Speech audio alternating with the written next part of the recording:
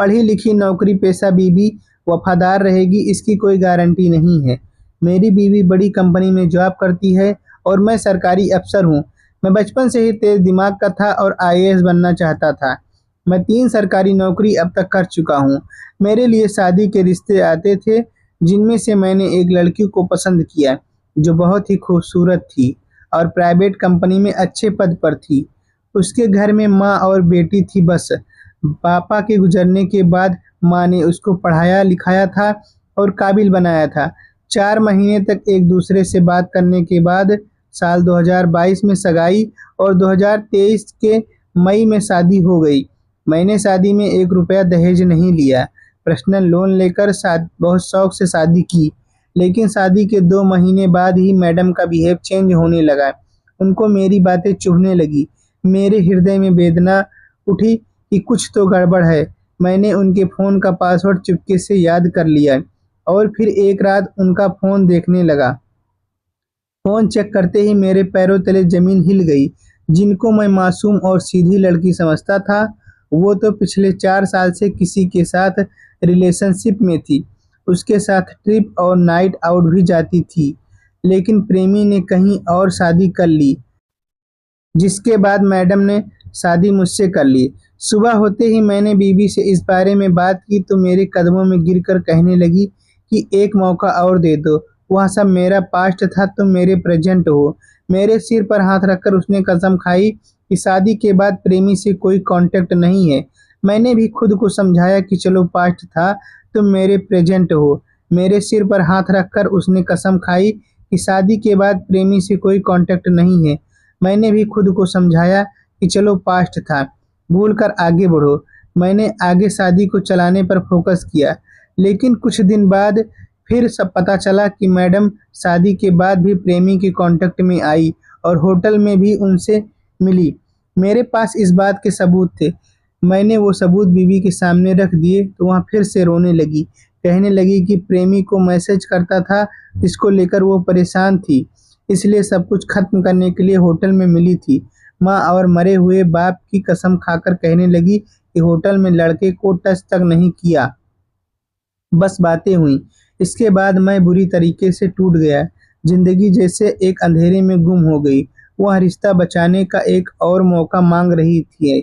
मैं कहता हुआ कि रिश्ता खत्म कर लो तो कहती है कि रिश्ता तोड़ोगे तो मैं खुद को खत्म कर लूँगी। मुझे कुछ समझ में नहीं आ रहा कि मैं क्या करूँ। मैंने मैडम को बोल दिया कि आगे अगर फिर कुछ पता चला तो सीधे लीगल एक्शन लूँगा। अब मुझे उसके टच से भी नफ़रत होने लगी है, लेकिन इंसान होने के नाते सहानुभूति भी है कि अगर बीवी ने खुद के साथ कुछ कर लिया तो मैं अपने आप को कभी माफ़ नहीं कर पाऊँगा। उसकी मम्मी बहुत अच्छी हैं और मुझे वो बेटे की तरह मानती हैं। शादी के 3 साल बाद उन्होंने पति को खो दिया, फिर खुद को कमाकर बेटी को सँभाला, उसको काबिल बनाया, फिर सरकारी अफ़सर से शादी की।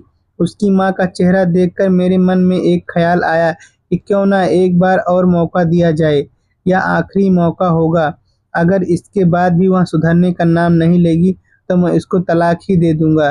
पुरानी बातों को मैं भुलाना चाहा, लेकिन कहाँ दिमाग से ऐसी बातें निकल पाती हैं। आखिरकार मेरे साथ एक दिन ऐसा हुआ जिसको मैं आज तक नहीं भुला पाया। एक दिन मैं किसी काम से बाहर गया और वहाँ से मुझे लौटने में देर हो रही थी, तो मैं घर पे फ़ोन करके बीवी को बता दिया कि मैं आज नहीं आ पाऊँगा, क्योंकि रात ज़्यादा होने के नाते मुझे यहीं रुकना पड़ेगा। कल मैं शाम तक वापस आ जाऊँगा। मेरी बीवी ने कहा, ठीक है, आप आराम से वहाँ रहिए, यहाँ कोई दिक्कत नहीं है। इसके बाद मैं वहाँ अपने पुराने आशिक को घर पे बुला लेती है और उसके साथ रंगरलियाँ मनाने लगती है। न जाने क्यों मेरे मन में एक अजीब-सी बेचैनी थी। रात को 1 बज रहा था, अचानक से मेरे दिमाग में आया कि क्यों ना घर जाकर देखा जाए कि क्या हो रहा है। क्या जो मेरे मन में चल रहा है वह सही है या गलत? कम से कम मन को संतुष्ट किया जाए। और रात में मैं वहाँ से निकल पड़ा। जब मैं वहाँ से घर पहुँचा तो मैंने बिना बेल बजाए दूसरी चाबी से लॉक खोल दिया और घर के अंदर पहुँचा।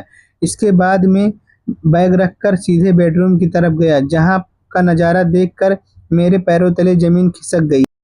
मेरी बीवी और उसका आशिक बिना कपड़ों के बेड पर लेटे थे।